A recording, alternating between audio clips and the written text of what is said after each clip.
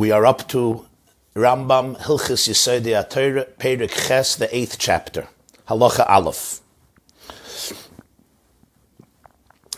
As I've once said, if I would have to make some choices, I think that every single yeshiva or high school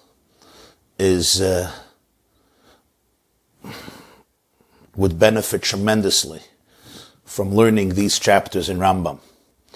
Just like they would benefit tremendously from learning the introduction of the Rambam to Mishneh Torah and Hilchos Yesodei Hatorah in general, and some of the future sections in Rambam. I think particularly these chapters are not just important and vital, but really, as Rambam puts it, the foundations, literally Yesodei Hatorah. They are the foundations of Torah and they are the foundations of Halacha. Let's see inside Halacha Aleph. Moshe Rabbeinu lo ya'aminu b'Yisrael mipnei ha'osos she'asa. Moshe Rabbeinu, the Jews did not believe in him or in his message because of any miracles that he performed. Sha'amaymin al pi ha'osos yesh b'libay doifi. Because anyone who believes based on miracles, based on signs, in his heart there are still misgivings, there are still doubts, there is ambivalence, questions. She'efshe she'yasa ha'oz b'lot v'kishuf. After all, it's possible to use magic, sorcery, other forms where certain people who have a skill to manipulate nature to one degree or another could perform great and sometimes stupendous, extraordinary feats. So don't think that all the miracles that you find in the Chumash, that was the basis for why the Jews believed in Torah, in Moshe Rabbeinu and his message. That's not the case, the Rambam says. That's the basis. All the miracles that Moshe did in the desert, lefi hatzorech hasam, primarily they came to fulfill a need. Lo lahavi raya al hanavuah, not to demonstrate the authenticity of Moshe Rabbeinu's prophecy. For example, hayotzarech lahashkiya es hamitzrim, kares hayam v'tzlilam b'soichai. He needed to submerge, they needed to drown the Egyptians who wanted to destroy and re-enslave and subjugate the Jewish people. So Moshe Rabbeinu split the sea and drowned them inside of it. Nitzdarchu l'mazon. The Jewish people in a wilderness needed food. Hayridas haman. He descended the man, he had the man come down. Tzamu, they were thirsty. Bakalem es ha'even. He struck the rock and split open the rock and water came out. Kafru bayadas Korach. Korach's community, staging a mutiny against Moshe, denied him, denied his position, denied his work. Bala isama aretz. The earth swallowed them up. V'chein shar koloises. And the same is true with all other wonders that you will find in the Chumash. Ubameha aminu boy. So what then caused the Jewish people to believe in him, if not all these miracles? And says the Rambam b'Maimed Har Sinai, in the event at Mount Sinai, which we call Matan Torah, Sinai event revelation, She'einenu ro v'lo yizar v'oznenu shama v'lo yacher. Our eyes perceive the reality, not a stranger. This was not hearsay from somebody else. Our own ears heard it, and again lo yacher. It was not somebody else who experienced something and gave it over to us. What was it? Ha'esh, ha'koilas, v'halapidim. Jews saw the fire, they heard the sounds, they saw the lightning. V'hu nigash al ha'rafel. They observed Moshe Rabbeinu approaching the cloud, descending on Mount Sinai. V'ha'koil medaber elav. And the divine voice communicates to him. V'anu shaimim, we the Jewish people, all of the Jewish people here, Moshe, leich emer lehem kach v'kach. Moshe, go speak to the Jewish people and tell them so and so. V'chein hu oimer. This notion is discussed and articulated in Chumash. Moshe Rabbeinu says in Parshas V'eschana this week, Ponim b'ponim diber Hashem imachem. Hashem spoke with you face to face. V'nemar, Moshe Rabbeinu also tells the Jewish people. This is in his final words during the last weeks of his life. Loyas haveseinu kares Hashem es habris hazois. Not with our forefathers did Hashem create this covenant with a select few. No, panim bepanim, you have been present, you have seen it. Uminayin shemaymed har Sinai levada hi arayel in v'wasser she'emes she'em badoifi. How do we know that it's only the experience at Har Sinai? This remains the proof to his prophecy, that it's authentic. And there's no blemish or falsehood in it. Shenemar. This the pasuk says in Parshas Yisro, Hine anoichi bo elecha ba'ava anon, ba'avur yishma ha'am bedabri imach, v'gam b'cha yaminu lo'olam. Hashem says, I will come to you in the thickness of the cloud, so that the nation hears when I speak to you, and also in you they will believe forever. Miklal. From here we can see shekoidim davar zeh lo yeheminu boy ne'emanus sheyemedes la'olam ela ne'emanus sheyeshachareh hirur machshava. Prior to this experience of Ma'amad Har Sinai, the Jewish people did not trust Moshe with a faithfulness that can stand for eternity, and no vicissitudes and no ups and downs and no fluctuations can challenge it. They believed in him, but it was subject to some misgiving and doubt and dilemma. There could still be some question, some apprehension. A faithfulness that has after it, hirur machshava, people can rethink it, can second guess it. That existed till Ma'amad Har Sinai. He says, now, when the whole nation will observe the revelation and will observe that you are my prophet, v'gam b'cha yaminu la'olam. Now, there will be a type of emunah that no force in history and no subsequent voice in history will be able to uproot. Beis, nimtzu. What do we learn from this? Elu sheshalach lahem heima edim al nevuasei sheyemes. Who are the witnesses that Moshe Rabbeinu's prophecy is true? Those people to who he communicated his prophecy. Ve'einei tzarich lahem lasis lahem ve'einei tzarich lasis lahem. He doesn't have to perform for them another wonder and another miracle to prove that he is indeed communicating to them the words of the divine creator. Sheheim v'hu echad b'davar. Because he and them, or they and he, are really exactly the same. Imagine two witnesses who both saw a particular event together. Every one of them, besides seeing it himself, can also testify that his friend is saying the truth. You know why? He doesn't have to believe his friend. It's not like his friend says, I saw something today, and here, I'm telling you the truth, and I'll give you signs and wonders and impress you that I'm a real guy, I'm an honest guy. He doesn't have to do that. Why? Because I've also witnessed it. So therefore, just like I witnessed it myself, I can also testify that this other witness is speaking the truth. Nobody has to prove to his friend that he's saying the truth, because his friend saw it just like he saw it. When the two witnesses are communicating the event to other people, those people never saw it. They have to trust the witnesses. They may trust them 100%, they may trust them 50%, they may not trust them, and the witnesses have to figure out a way to build a trust. But the witnesses themselves, each one of them saw it. So when the other person says it happened, I don't need proof that he's saying the truth, because I saw it. When Moshe Rabbeinu communicated the message of Hashem that he received at Sinai, the Jewish people didn't need proof. They didn't need a miracle that Moshe Rabbeinu should impress them. Wow, this guy is real. He can do things that we can't do. No, they themselves were witnesses together with Moshe Rabbeinu. The beautiful expression of the Tzemach Tzedek, the pasuk says, Al pishnayim edim yakum davar. According to two witnesses, the davar, everything, every truth is established in Jewish law. You need two witnesses. So he says there's also a spiritual meaning. Al pishnayim edim yakum davar, the dvar Hashem, the words of God that were communicated to the Jewish people, Torah mitzvahs, were established by two witnesses. The Rambam says here, Hu heim v'hu echad b'davar kishnei edim. Actually, some have in the manuscript of Rambam heim v'hu edim b'davar. This is according to the Oxford manuscript, echad b'davar, but it's also heim v'hu edim b'davar. There were two edis. Dvar al pishnayim edim yakum davar, the dvar Hashem. The Jews were witnesses. Millions of Jews who were standing at Sinai were witnesses, just like Moshe Rabbeinu was a witness. In fact, Shema Yisrael Hashem Elokeinu Hashem Echad, the ayin at the end of Shema is a large ayin, and the daled at the end of Echad is also a large daled, which makes up, of course, ayin daled, which is aid, test, witness. The Jewish people, Shema Yisrael Hashem Elokeinu Hashem Echad, the Jewish people are witnesses to Har Sinai. The same is true Moshe Rabbeinu with Moshe Kol Yisrael Edim Lo Yachem Ma'amad Har Sinai Ve'ein Tzarech Lasos Lamois. Once Ma'amad Har Sinai happened, every single Jew was a witness that Moshe Rabbeinu is real, that his prophecy is authentic, that Hashem communicated to him. He doesn't have to do another wonder for them. They have seen everything that he has seen. They know everything he knows because they were there. This goes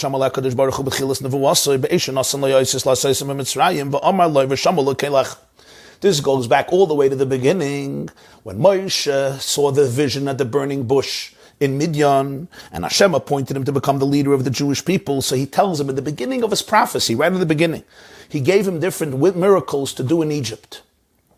Right, the stick turning into a snake, the water turning into blood. He gave him different ices to do. And he said, the Jewish people will listen to your voice. They will obey you. They will trust you. But he knew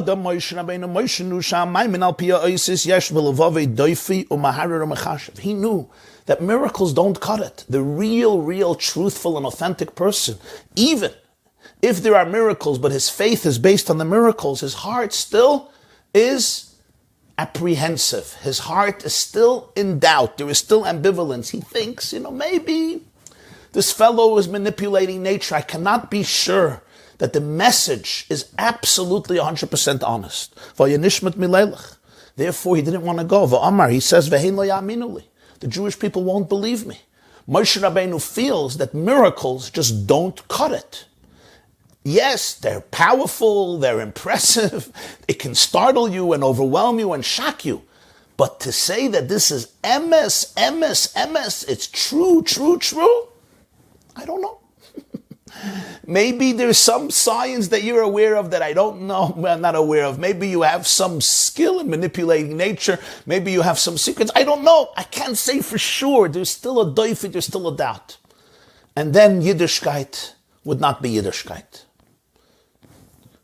Torah's emes, it would lack that quality of absolute truth. Until Hashem lets him know, he says, these miracles are only good till they leave Egypt. After they leave Egypt and they come to this mountain, they'll come to Mount Sinai, now all doubts that they may have will leave. Because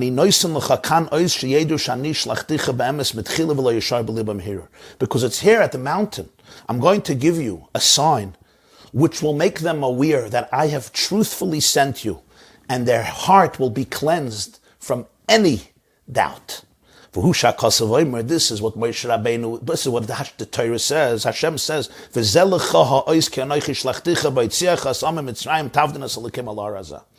is the sign that I have sent you. This is to you the sign that I have sent you. When you take the Jews out of Mitzrayim, you're going to serve Hashem on this mountain, the mountain where he revealed himself to him, which is Mount Sinai. This is going to be the sign. In other words, I know till then the wonders and all the miracles will not absolutely convince them. But that will ultimately consolidate the emunah as absolutely true. What do we learn from this? Shekol Navi, Sheyamid Acha Moshe Rabbeinu. Any prophet who stands up after Moshe Rabbeinu, Einonu Ma'aminim Bo B'pnei Ha'os Levadai. A fascinating idea. Any prophet who gets up after Moshe Rabbeinu, even if he fits all the criteria, and he says something in the name of God, we don't believe him because of the miracle that he did. In other words, we do not say, if he does a miracle, we're going to listen to everything he says. You know why? Maybe he has some skill to manipulate nature. We're not sure. There's only one thing we are really certain about, and that's Ma'amad Har Sinai, where every single Jew was present and experienced through their own eyes and ears and mind and soul and psyche divine revelation, and experienced Moshe being chosen as the quintessential prophet and shliach, messenger through which Hashem is communicating his Torah and his mitzvahs. That is certain as anything can be in our world. Eineinu ro v'lo zar. Our eyes saw it. Azneinu shama v'lo yach. This was not somebody waking up in the morning and saying, I had a revelation last night, performing a grand miracle, impressing millions of people with the miracle, and then them believing whatever else he says. That's not what happened. By Matan Torah, they saw, they experienced Hashem, and Hashem choosing Moshe as his Navi, as his messenger, to communicate Torah, which he would later communicate 613 mitzvahs besides the 10 commandments that were communicated at Mount Sinai. That's the most absolute reality in Jewish history and in history at all. In history altogether, in all of history. So therefore, we don't believe any subsequent prophet because of he's making impressive miracles. You know why we believe him? The only thing that we can really trust is absolutely true, without any doubt. And that's what Moshe Rabbeinu told us. The mitzvah, Moshe tells the Jews in Parshas Shoftim, Im nosan ois, a love tishmon.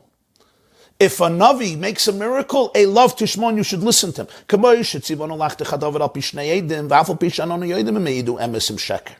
Just like Moshe also told us, also in Dvarim, al pishnaya made him, you should render the verdict based on 2 witnesses. I don't know if the witnesses are saying the true or of truth or falsehood. I don't know. It's possible that these 2 witnesses made up a lie. I don't know. So why am I believing them? Why does halacha say we accept the testimony of 2 witnesses after scrutiny, after investigation, sometimes thorough and merciless investigation, especially if it's a capital crime? But any situation, we investigate witnesses. We want to make sure it's authentic. But can we really know? What if they prepared well? They prepared well and concocted a lie, it never happened, and they can withstand all the investigation. And the answer is, I don't know. Maybe they're lying. So why do we accept it? The answer is, because Moshe Rabbeinu in his Torah said that Hashem's will is that we should accept 2 witnesses. We do whatever we can, as much as humanly possible, to ascertain truth. And Hashem said, 2 witnesses is criteria for you to accept truth. But can we be sure? We can't be sure. We don't know.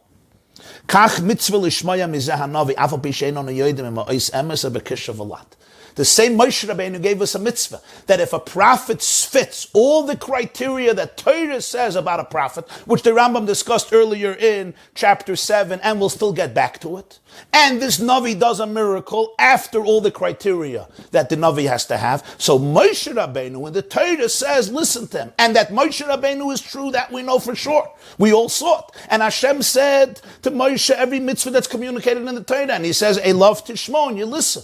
That we know is true. Hashem said, listen to this prophet.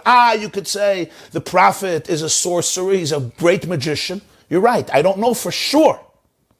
But based on the criteria that Hashem gave me, Hashem said, I'm telling you to listen to him. And that's certainly true. Gimel, lefichach. What's the consequence of this? I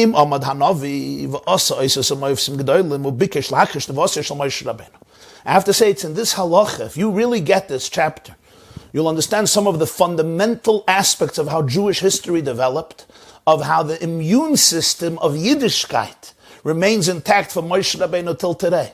You will see here the absolute intellectual, spiritual, moral integrity that characterizes the system of Torah and the system of halacha. Because this was upheld in the most powerful, impeccable fashion. And you could study all of the literature of the Tanakh, of Mishnah, of Gemara, Bavli, Yerushalmi, Sifri, Tosefta, Medrashim, Zohar, the works of the Gaonim, the works of the Rishonim, the works of the Chachamim, until this very day. And those who were loyal to the system of the halacha, these definitions that the Rambam articulated and is now going to articulate are really the powerful guarantor that represent the incredible immune system, if you will, of the system of Jewish law, of Torah and mitzvahs. Listen to the words of the Rambam. Lefichach. A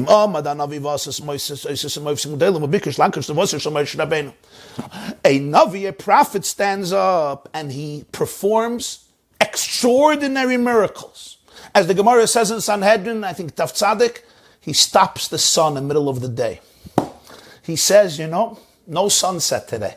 Me and Joshua, me and Yeshua ben Nun could stop the sun. That's an example the Gemara gives. The Ram doesn't give here an example. But he does an amazing miracle. He splits a sea. Or he walks on water. or he flies, whatever miracle he does. He does a gewaldige miracle. He resurrects a dead man or a dead woman. And then he has an agenda. What's his agenda? He denies the prophecy of Moshe Rabbeinu. He says something in the Nevuah of Moshe Rabbeinu is not true. He denies something of Torah. Ein shaymin loy. Jews will never listen to him, ever. We will not accept his words. We'll be impressed with a miracle, but we will not accept his words as true. We know with certainty that all the miracles he did was some magic and sorcery, some manipulation of nature that he's skilled at. Why? Why? Says the Rambam, Lefisha Nevuas, Moshe Rabbeinu ein al pia oises le'shenarich oises elo oises ele beinenu rinu abaznenu shmanu k'Moshe shamahu, because the prophecy of Moshe Rabbeinu is not based on the miracles that he performed, so that we should now compare Moshe's fireworks and drama and fanfare and display of extraordinary miracles and this prophet's display of extraordinary miracles. Let's see who did a better job. Let's see who startled us more, who overwhelmed more, who's more capable, and therefore we'll be able to say, who should we trust? Should we trust Moshe, or should we trust this new prophet, who, a new kid on the block, maybe not a kid on the block, an adult on the block, who stopped the sun for us? Wow, it's pretty good stuff. Now, if he says Moshe Rabbeinu's prophecy is false, even one part of it, maybe we should believe him. Says the Rambam, that would be true if we accepted Moshe Rabbeinu based on sticks becoming snakes, water turning into blood, sea being split, manna coming down from heaven, or water flowing from a rock in the wilderness. Then you would have a good question. But that's not why we accept the Nevuah of Moshe. We accept the Nevuah of Moshe because we have seen it with our own eyes, and we have heard it with our own ears. K'Moshe shamahu, we were there. We were all the prophets together with Moshe Rabbeinu. All the Jewish people were present at Har Sinai when Hashem revealed his presence, his own presence, and chose Moshe Rabbeinu as his messenger to communicate all of Torah and mitzvahs to the Jewish people, the 630 mitzvahs, besides the mitzvahs that they heard themselves from Hashem, as the Gemara says at the end of Makkos, Anoichi and La'yilecha, the first commandments. Let me give you an example. You have 2 witnesses, or 10 witnesses, or if you wish, 10,000 witnesses, who come and testify to you about something that you saw with your own eyes, and they tell you it never happened. Now, what do? 10,000 people come to me and tell me, that yesterday, this Shabbos, I was in Australia. 10,000 people tell me. 10,000 people tell me something that I saw, and they tell me the opposite of what I saw. I don't start doubting it. I mean, if I have issues with my sanity, I'm having optical illusions, I live in a world of hallucination, fine. That's a whole separate situation. But if I'm generally trusting of the perception of my eyes about everything, and it's been proven right, and then 10,000 people come to me and say, you see this, but you don't really see this. It's not true. There's no tree in front of your eyes. There's no tree in front of your eyes. I don't have to struggle with it. I will not listen to them. I will not accept them. We're not talking about a situation where the witnesses are explaining what I'm seeing and giving it an honest perspective. They're just denying the facts that I didn't hear from somebody else. I perceived it with my own eyes. I don't struggle with it. I know for sure that they're liars. It's 2 people and the Torah says you have to listen to 2 witnesses. That's if you don't know that they're liars. But if you know that they're liars because you saw the story and you know that they made up a story, they concocted a story that never happened, of course you're not allowed to listen to them. We are a nation that is committed to one thing and one thing only. It's called truth. Truth, truth, truth, nothing but the truth. If I don't know what happened and 2 witnesses come, Moshe Rabbeinu says, I want you to listen to these witnesses. Perhaps statistically, they are to be trusted, and after you make a thorough investigation, of course. But if you saw it with your own eyes, I don't care how many witnesses tell me what happened. I know that it's a lie. Says the Rambam, that's exactly the case here. A prophet came. What if the witnesses do nice big miracles to prove it? It's irrelevant. The miracles are nice, but they're magic. Says the Rambam, that's what happened here. The Nevuah of Moshe Rabbeinu we saw. The Nevuah of this prophet, he's saying that God told him to deny the prophecy of Moshe Rabbeinu and he's performing a miracle. Okay, So it's like you have 10,000 witnesses who are denying something you saw. You don't accept it. It's not even a dilemma. That's where the Torah says, that even if this prophet who denies the prophecy of Moshe Rabbeinu does a miracle, don't listen to him. Because he's performing a miracle to deny that which you have seen and experienced with your own body, with your own eyes, with your own mind. And since we don't believe in a miracle of a Navi only because Moshe told us to do so,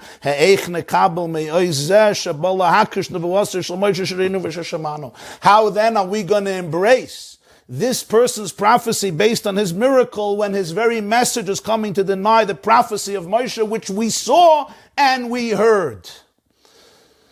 He basically just pulled the rug out of under his own feet. The whole reason we're going to believe him. We don't believe miracles. We doubt miracles. We don't believe that anybody who does a miracle is saying the truth. We know there's different ways of manipulating nature.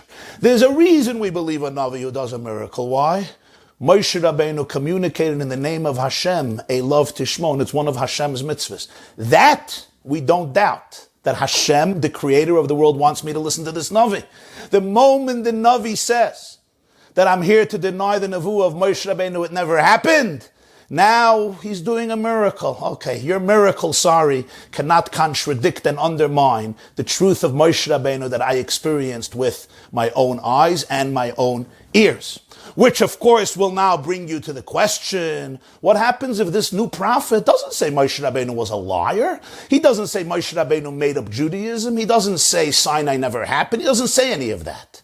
He says Moshe Rabbeinu said the truth, but then God changed his mind, and now I'm going to communicate a new message. Isn't that what quite more than one religion has done? That's going to be the focus of chapter 9. This concludes the 8th chapter of Rambam Hilchos Yesodei Hatorah.